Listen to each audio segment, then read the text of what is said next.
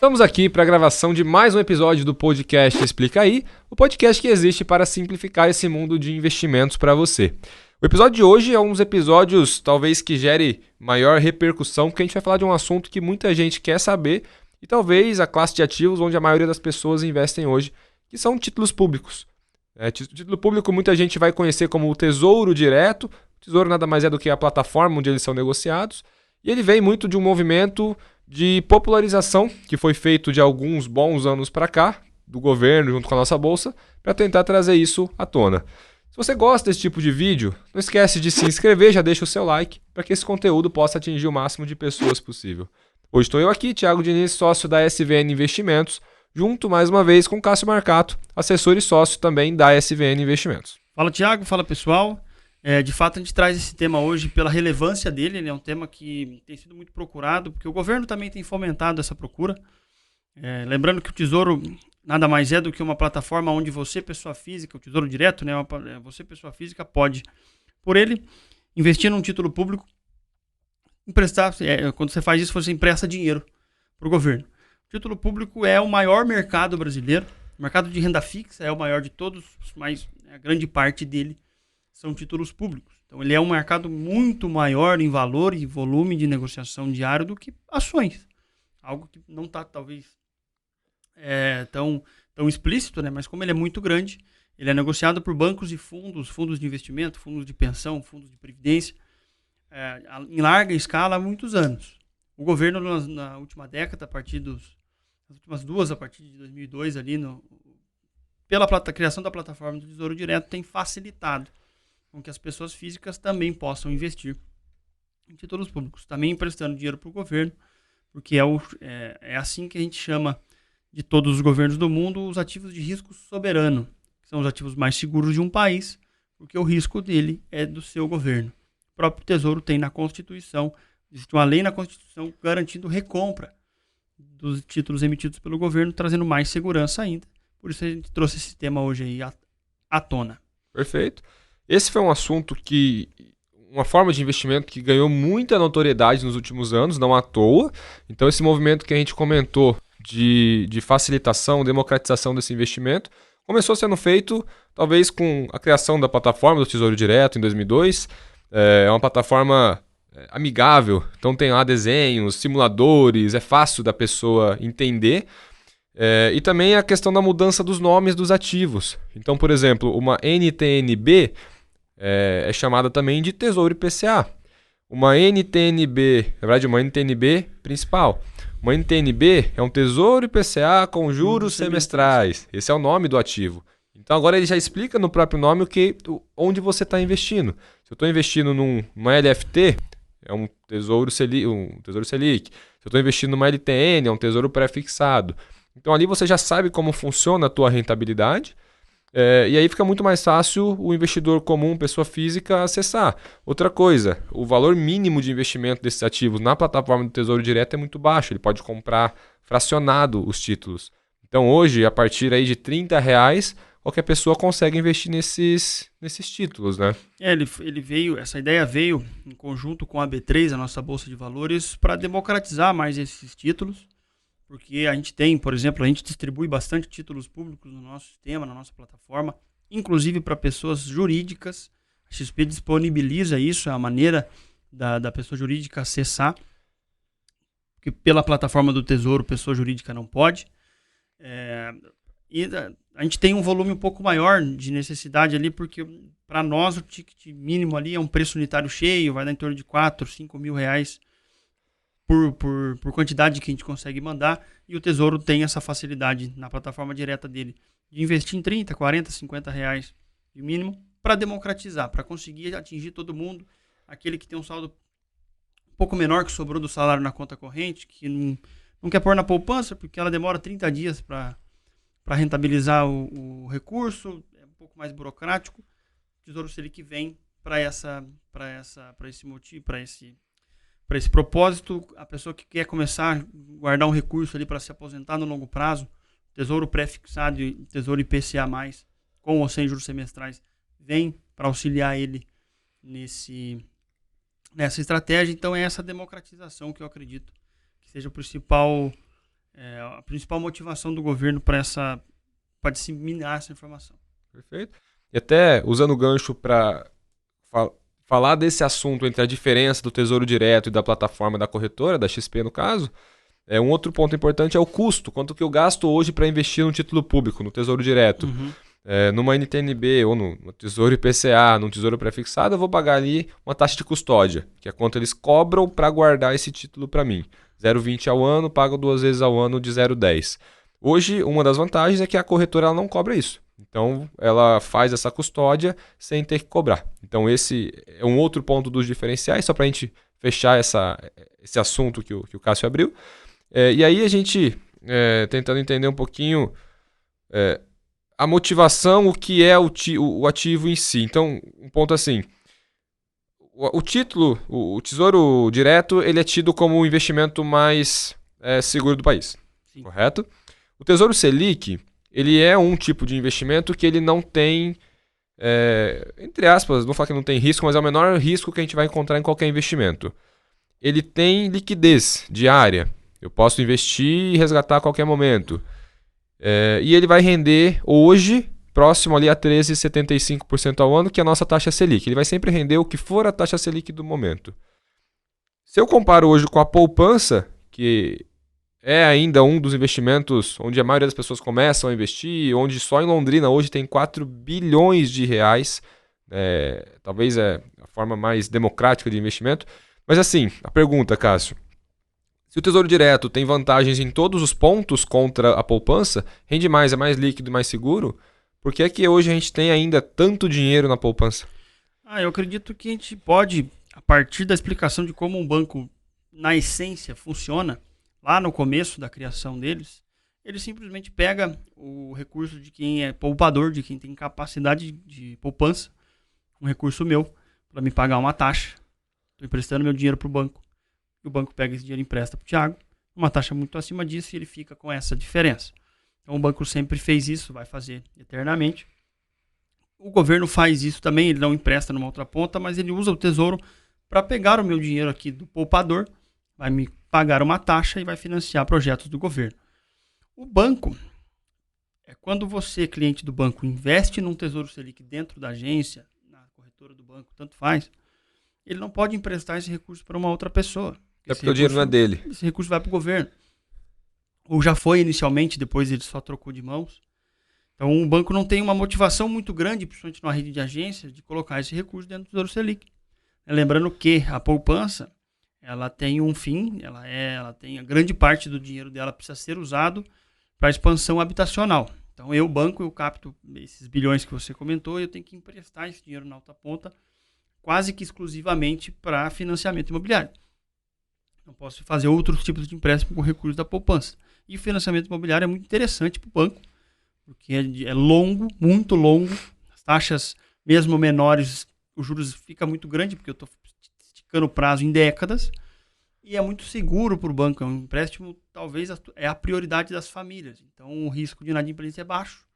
Quanto mais dinheiro o banco tem reservado para poder emprestar para financiamento imobiliário, para ele é ótimo. Então, eu acho que ele fomenta mais a procura dos clientes para uma poupança que também é segura, também é líquida, enfim, só que rentabilizando menos do que o Tesouro Selic, por esse motivo. Perfeito.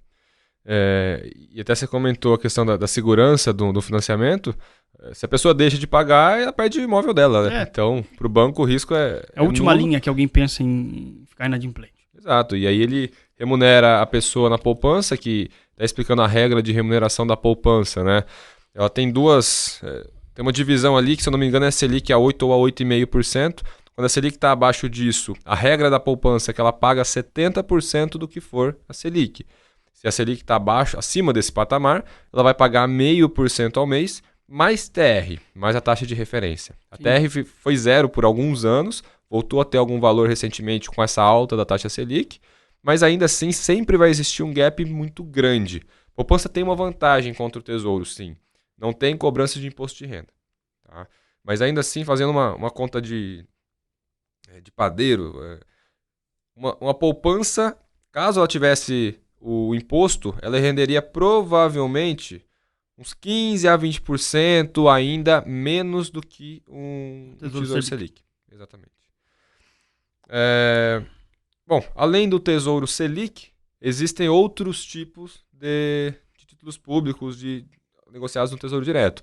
Então, o Tesouro Selic ele é o título pós-fixado, que ele vai ter a rentabilidade atrelada ao que for a Selic. Então, conforme a Selic sobe, a rentabilidade aumenta. Por isso que hoje, com uma Selic de 13,75, é um ótimo investimento. Quando a Selic cai, a rentabilidade cai. Então, 2, 3 anos atrás, quando a Selic bateu 2% ao ano, eu ia ganhar 2% ao ano. Ele não era atrativo, né? Exato. 2% ao ano na Selic e na poupança 1,4%. Então, ainda assim, ninguém se salvou aqui. Fora esse, a gente tem outra modalidade, que é a modalidade do pré-fixado. É negociado através de uma LTN ou de uma NTNF, se tiver ou não os juros semestrais. Ou, se eu quisesse falar um português aqui, Tesouro Pré-fixado. Esse é o nome dele na plataforma hoje, né? E ele traz no nome essa questão do pré-fixado. Ele teve essa nomenclatura para deixar mais claro de que aquela taxa que eu estou contratando na hora que eu estou investindo meu recurso ali, que eu estou emprestando meu dinheiro para o governo, ela é a taxa que eu vou carregar no meu investimento até o dia que eu vender ele ou até o dia que ele chegar no vencimento. Então hoje, por exemplo, não lembro na abertura de hoje, mas ontem eu negociei alguns. Você pega, por exemplo, um título Tesouro Pré-fixado para 2029, estava pagando 13,5% ao ano pré-fixado. E fez o investimento, debitou na conta, mandou dinheiro para o governo. Aquela taxa é tua. Independente do que ocorra, independente para onde os juros vá. Aquela taxa é sua e vai ficar, de novo, até o dia que você vender ou até o dia que ele chegar no vencimento. Para que eu faça uma aplicação num tesouro pré-fixado, pagando 13,5% ao ano, se a Selic está 13,75%? Por isso que cada um deles tem um objetivo. A Selic é um investimento mais de curto prazo e mais seguro, sempre vai me pagar a Selic. Só que economias são cíclicas. O Brasil, historicamente, tem diversos cenários mostrando esses ciclos de juros. Está o governo aí querendo brigar com o Banco Central para baixar o juro o mais rápido possível. Cedo ou tarde isso vai acontecer, a Selic vai começar a pagar menos. A Selic passa a pagar um pouco menos, o teu pré-fixado está garantido no teu 13,5%. E o objetivo dele é esse, é eu carregar uma taxa melhor possível por um prazo aonde eu vou capturar um movimento que a Selic está mais baixa. Os juros do mercado estão mais baixos, mas eu estou garantido com o meu tesouro pré-fixado que eu comprei. Perfeito. E lembrando que esse movimento vai me trazer uma oportunidade muito grande. O dia que a Selic for 9, 8, 10, não sei, estou garantido 13,5% no meu. Se eu quiser vender para alguém, ele vai valer muito mais do que eu paguei, porque ele é um título muito interessante. Perfeito. E olha só, a gente, muitas vezes, quando tem a reunião do Comitê de Política Monetária, que é onde eles decidem a Selic, a gente já tem uma ótima expectativa do que eles vão decidir naquela reunião. Então, por exemplo, hoje a Selic está 13,75%. E aí, eu tô de olho num tesouro pré-fixado de 2029, que você falou, com uma taxa de 13,50%. E faltam ainda 4 semanas para a reunião. Não faz sentido eu esperar chegar na reunião e vamos supor que nessa reunião tem uma expectativa de corte de 0,50. Então a Selic vai para 13,25. E aí nesse intervalo eu estou ganhando 13,75. Quando chegar perto da reunião, um dia antes eu vou lá, eu sou mais esperto que todo mundo, eu pego esse pré-fixado com 13,50. Não faz sentido isso? Faria se o mercado não estivesse pensando igual você muito tempo antes, ou muita gente ao mesmo tempo. Fundos, bancos, enfim. Porque o tesouro pré-fixado, a NTNB, né, a nota do Tesouro Nacional Série B, vinculada à inflação também. Essa a gente já fala dela, só que o tesouro pré-fixado, quem define essa taxa pré, essa taxa de 13,5% que eu dei de exemplo ontem, quem define essa taxa são as negociações do mercado. Igual, por exemplo, essa briga, de novo, do governo contra o Banco Central, a explicação do Campos Neto, do nosso presidente do Banco Central sobre isso, é que essa taxa, ele não consegue mexer. A Selic não afeta ela nem para cima nem para baixo. A Selic é uma consequência de uma alta ou de uma queda dessa taxa. Eu usei de exemplo aqui um tesouro pré-fixado vencendo em 2029, pagando 13,5%. O que define essa taxa? O sentimento do mercado. Quanto a Selic estará em 2029. Hoje as apostas são que será 13,5%. O Tesouro Pré-Fixado emite uma dívida pagando 13,5%. Então quem define essa taxa é as negociações do mercado. Então eu tentar fazer esse trade, eu tentar pegar uma taxa mais alta perto da reunião do Banco Central, se o sentimento do mercado for de que os juros começará a cair na reunião daquela quarta-feira, esse contrato de 2029 já diminuiu. Ele já vai estar 12,80, 12,70, 12,50. Então já não vou mais conseguir investir nesse 13,50. Já passou o time. Quando o Banco Central decide que a Selic passará a ser mais baixa a partir de agora, esses contratos de juros, essas emissões do Tesouro pagando uma taxa alta, CDBs, tudo que é negociado no mercado já está pagando menos. Perfeito. Então, o momento mais ideal é um momento de incerteza. Tipo agora. Isso. E até a estratégia de eu tentar acertar na mosca, ou no olho da mosca, que é exatamente o melhor dia, esquece. Isso é impossível. Ninguém vai acertar. O que a gente consegue fazer? Pô, se eu estou olhando agora, a taxa de juros está 13,75. A gente tem a expectativa que ela fique alta por um tempo. No último ciclo econômico, que o pico foi em 14,25, na época que ainda era Dilma quem governava o Brasil. Sim. Era 14,25, tá 13,75? Sendo que nesse meio caiu para 6,5, caiu para 2, voltou a subir. Tá alta. Isso é uma coisa que não tem como negar. A taxa de juros está alta. Pode subir mais? Pode. Não tem como a gente cravar. Agora, se a taxa de juros está alta, talvez seja um momento interessante de eu investir num tesouro pré-fixado. E aí, a provocação que eu vou fazer.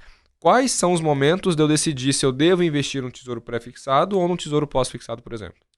Eu acredito que o momento é muito viável para você tomar essa decisão. Só que os objetivos daquele seu dinheiro também. Então você tem um objetivo de comprar, por exemplo, um apartamento, que você tem um dinheiro já tem 1 milhão guardado, você vai guardar mais 5 mil por mês ao longo de um ano. Então daqui a um ano você vai comprar um apartamento. É um prazo muito curto para a gente definir e saber ao certo o que vai acontecer com as taxas de juros. Momento de juros mais elevado, momento de um pouco de incerteza fiscal que a gente comenta aqui, algumas outras questões que estão na mesa. Aplicaremos nosso caminho recomendado seria aplicar esse recurso num ativo mais líquido e mais seguro, um ativo pós-fixado, Tesouro Selic.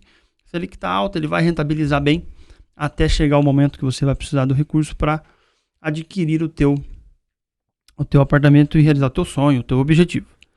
Mas se você tem uma pretensão de investimento de longo prazo, 5, 10 anos ou mais, e a gente sabe que esses ciclos econômicos se repetem ao longo do tempo, porque a Selic não pode ficar num patamar tão alto por muito tempo. A economia já está sentindo, ela vai continuar sentindo. Então, cedo ou tarde, por motivos bons ou ruins, a Selic vai ter que começar a cair. Então, se eu sei que esse ciclo vai acontecer, eu aproveito o momento de estresse de juros agora e aplico em ativos pré-fixados. Ou ativos me pagando inflação mais uma taxa, por isso que é o Tesouro IPCA+. Porque nesse momento, essa taxa extra do Tesouro IPCA está em níveis que eu particularmente não via desde a própria Dilma que você citou. Sim. Então, em momentos assim, se eu tenho esse horizonte de longo prazo, esses ativos com taxas maiores, garantindo essa taxa para mim, são ótimas escolhas. Mas, de novo, preciso ter esse horizonte mais longo. Enquanto eu não tenho, enquanto eu estou ali um pouco incerto, estou indeciso, quero algo que eu possa tirar no curto prazo, o Tesouro Selic continua sendo a melhor opção nos títulos ali emitidos pelo governo. Perfeito. E até você comentou do financiamento. Às vezes eu tenho um financiamento que ele já é pré-fixado, né?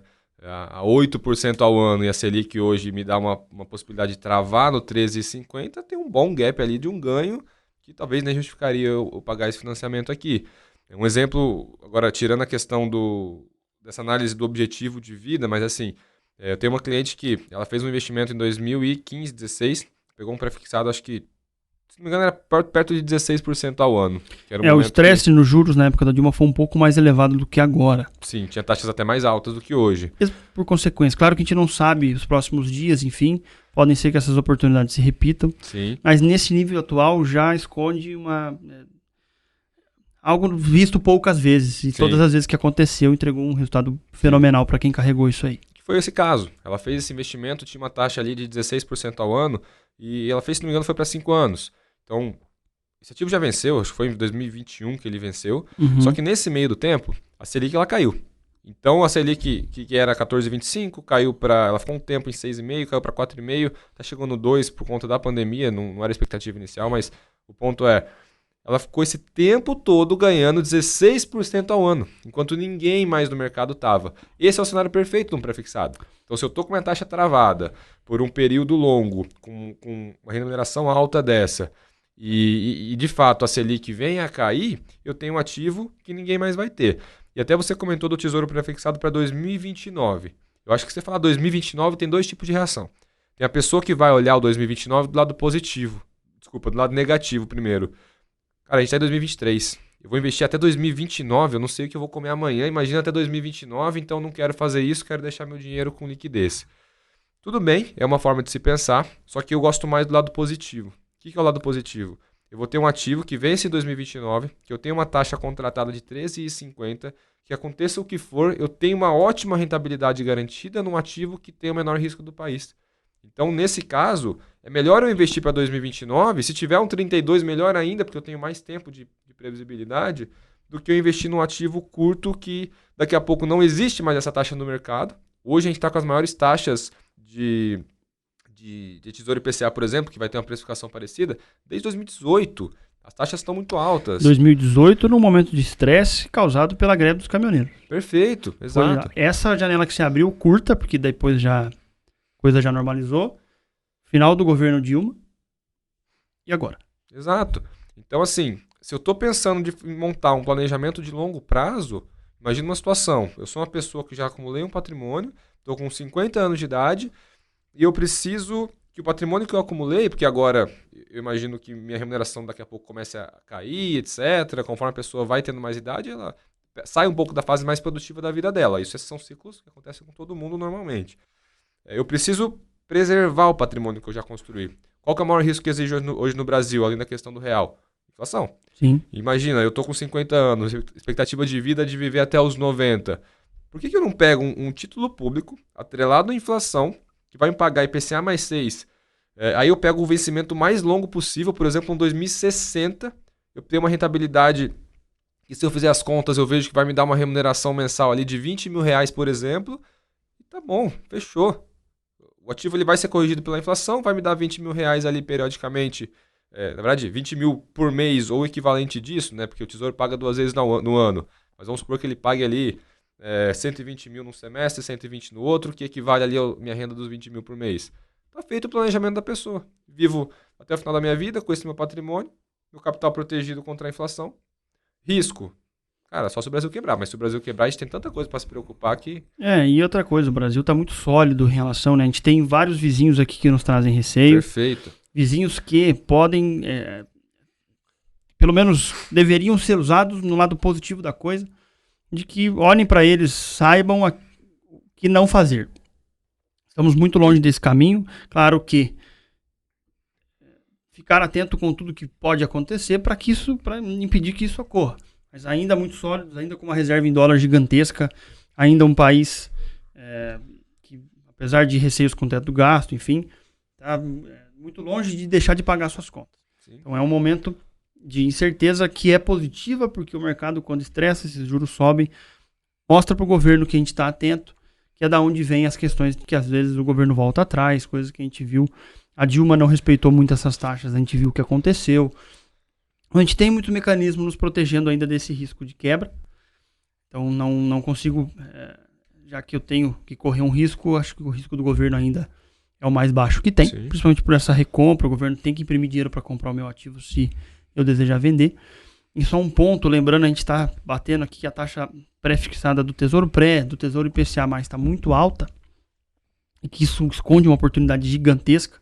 A gente viu isso acontecer, por isso que a gente consegue trazer isso à tona agora. Claro que a gente nunca vai acertar, de novo, o time. Só que lembrando que às vezes tem um receio de IPCA+, então eu vou vincular o meu dinheiro no Tesouro que vai me pagar a inflação mais uma taxa, ou pensando que a numa inflação mais baixa, né? Pensando num cenário onde a Selic e a inflação diminuiu muito, e eu tenho um título público desse na minha carteira, eu vou passar a ganhar menos. O que é completamente o oposto. Quando você entra num ativo desse, num estresse elevado como agora, garantindo uma taxa acima da inflação.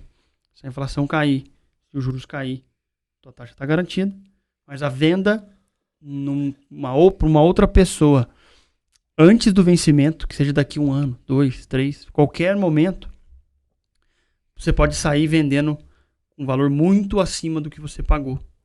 Porque você conseguiu um título pagando uma taxa que não vai existir mais. Perfeito. Isso acontece no pré-fixado, isso acontece muito na inflação também, mesmo que a inflação caia. Inclusive, se a inflação cair, é onde você mais vai ter ganhos. Ótimo. Então, a gente começou comentando das modalidades que existem dos títulos públicos. A gente já foi vendo uma oportunidade de passando alguns pontos bastante importantes para o investidor, mas só organizando um pouquinho as ideias para a gente já caminhar para o encerramento do episódio. A gente comentou do Tesouro Selic, que é aquele que é pós-fixado, ou seja, rende conforme a taxa de juros, e ele tem uma liquidez diária, um objetivo às vezes mais de deixar meu dinheiro de caixa, meu dinheiro de reserva, seja de emergência, de oportunidade. Uma estratégia muito boa para o Tesouro Selic é sempre o momento de juros baixos. Tem que ser sempre inversamente proporcional. Hoje ele é um ótimo caixa. Sim. Selic está alta. Ótimo. Curto prazo, ótima opção. Só que quando os juros passam a ficar em patamares muito baixos... Tipo os 2% que era... Os 2% você fica... parece irracional. Mas esse é o momento talvez correto de você investir nele. Principalmente se você tiver algum receio na mesa das coisas que estão acontecendo. Porque a partir de uma taxa baixa de juros, como o 2 que foi... é mais provável que o Banco Central comece a subir juros do que cair. É mais fácil ele ir de 2 para 10 do que de 2 para 1. Perfeito. Então, se eu tenho, nesse momento, Tesouro Selic aplicado, cada decisão monetária que venha do governo, do Banco Central, minha rentabilidade vai começar a subir. E Perfeito. No momento de juros mais elevados, a Selic está alta, vou colocar o dinheiro na Selic que vai estar rendendo bem. Não, nesse momento você tem que aproveitar esses juros pré-fixados no Tesouro IPCA+, no Tesouro pré-fixado, garante a tua taxa. Porque a partir de 13,75, existe uma maior probabilidade da Selic ir a 10 do que a 20. Perfeito. Então você aproveita esse cenário, né, utilizando para linkar a continuidade de cada título que você vai falar aí. Ótimo ponto. A gente comentou também do Tesouro pré-fixado, ou até o pré-fixado com juros semestrais, que é uma segunda forma de remuneração, onde você tem a tua remuneração fixa. Que pode ser com juros semestrais também, ou não. Exato. E aí, cabe cada estratégia, até aí que entra bastante nosso papel como assessor, de ajudar o cliente a montar tudo isso, mas o produto em si, ele paga juros, ele vai trazer uma remuneração fixa para você, faça chuva, faça sol, vai ser aquela taxa contratada, caso eu carregue até o vencimento. Já falamos dessa observação. E existe a terceira forma de remuneração, que é eu estar atrelado à inflação, que é o Tesouro IPCA. A gente já comentou bastante dele nesse episódio, enquanto a gente estava fazendo outras explicações, mas basicamente é uma modalidade onde eu tenho a inflação garantida, seja ela qual for, se for 1, se for 10, se for 20, eu vou ter isso. Mais uma taxa prefixada. Nesse momento, algo próximo de 6%. E aí você tem prazos bastante distintos. Existem os curtos, então, para 2025, 2027. Hoje o mais longo, se não me engano, é o 60, para 2060 de vencimento. E aí vem de novo aquela reflexão que eu fiz de enxergar o copo cheio ou vazio, se é bom ou não estar no 60. E aí, o último ponto até para a gente já encerrar o vídeo pelo tempo que já decorreu. Esse ativo, eu comentei agora há pouco, ele tem a remuneração garantida se eu carregar até o vencimento. Caso eu não carregue até o vencimento, isso é super importante, tem muita gente que não fala disso, existe sim uma oscilação, para o lado bom e para o lado ruim. Né? Se eu vou vender o ativo antes do prazo, qual que é o raciocínio? Para a gente não tentar entrar em coisas complexas para qualquer pessoa conseguir entender. Se eu comprei o ativo hoje e a taxa que eu tenho é IPCA mais 6,10, é uma boa taxa na maioria dos tempos, dos anos que a gente compara. A história. Exato. Eu comprei hoje, em março de 2023. E daqui a 3 anos eu vou vender.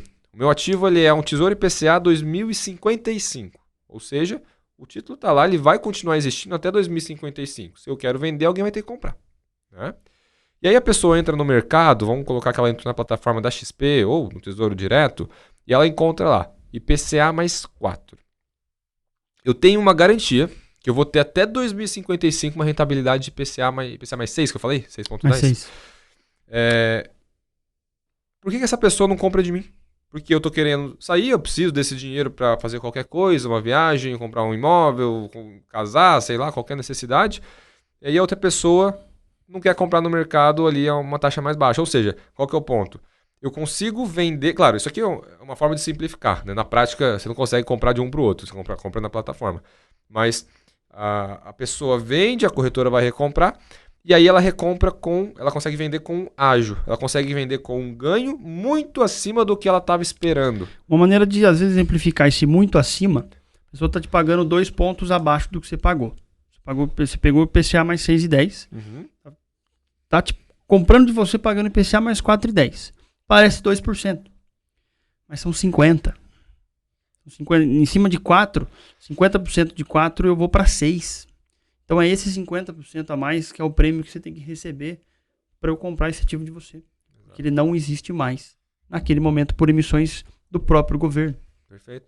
E aí, quanto mais longo é o vencimento, mais sensível às oscilações da taxa de juros ele vai ser. Sim. Porque esse ativo, usando de novo esse exemplo que eu estava fazendo aqui, se eu tenho uma garantia até 2055, eu vou vender para a pessoa esse direito dela ter essa rentabilidade até 2055.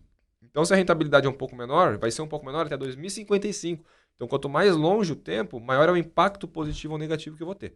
Então, assim, tem muita gente que faz estratégias no Tesouro, que compra uma NTNB, que no caso é o Tesouro IPCA até 2050 ou 60, para vender antes do prazo. E aí eu já vi muita gente fazendo aí com prazo de 1 ano, 2 anos, 3 anos, e conseguiu ter retornos aí de 60%. Ele comprou no momento que a taxa era muito boa, vendeu no momento onde ninguém mais encontrava essa taxa e consegue ter esse tipo de estratégia, que é uma outra forma da gente trabalhar o título público. Os fundos de investimentos fazem muito isso. Sim. Esse momento de juros elevados, você pega uma projeção lá, não tenho de cabeça, mas existe uma gama muito grande de fundos de investimentos comprados em títulos públicos, exatamente por causa disso. É isso. Então, eu acho que é nessa linha, um único título que a gente esqueceu é o novo, o Renda Mais. Acho que é bom só explicar o que ele é, o que ele faz. Sim. Que ele é exatamente igual a uma NTNB longa, um Tesouro IPCA+, que eu compro com uma taxa fixa garantida para 2040, 2035, 2055, me garantindo a inflação, mais essa taxa até o vencimento. A única diferença dele é que a partir da data que eu comprei hoje, que eu escolhi, daqui a alguns bons anos, eu não pego esse dinheiro de uma vez de volta. Eu pego ele numa janela de 10, 20 anos, agora no 20 anos, sendo pagos como se fosse um salário, como se fosse de fato uma renda. Uma aposentadoria. Ele tem esse princípio, mas ele nada mais é do que uma NTNB, um Tesouro IPCA+, que a maneira que eu pego esse dinheiro de volta não é de uma vez. Perfeito. É picado para eu ter uma renda, talvez um respiro. Lá na frente, fundos de previdência fazem isso de uma maneira talvez mais prática. Lembra bastante o funcionamento. Mas não é. A ideia é isso. A ideia é ser um investimento que eu posso resgatar aí, que ele vai ser resgatado de pouco em pouco, não de uma única vez, igual o vencimento de uma NTNB comum, um Tesouro IPCA+. Coloquei 100 mil aqui, 20 anos depois ele vai pagar IPCA mais 6 para mim de uma vez só. Perfeito. Isso é uma renda fixa, não é uma previdência privada, até é importante ressaltar, porque eu ouvi muita gente confundir nos dois. Não tem os benefícios fiscais, ainda vai a inventário, um monte de coisa que a previdência não. Exato. Mas tem o mesmo cunho, talvez. Lembra, é uma ferramenta. Então, como ferramenta, cabe eu saber usar isso dentro da minha estratégia. Isso, correto. Então, ficamos por aqui. Agradeço a você que ficou até agora nesse episódio. Se você gosta desse tipo de conteúdo, não esquece de se inscrever, deixa o seu like para que a gente consiga alcançar o máximo de pessoas possível. E a gente te vê no próximo episódio. Valeu, pessoal.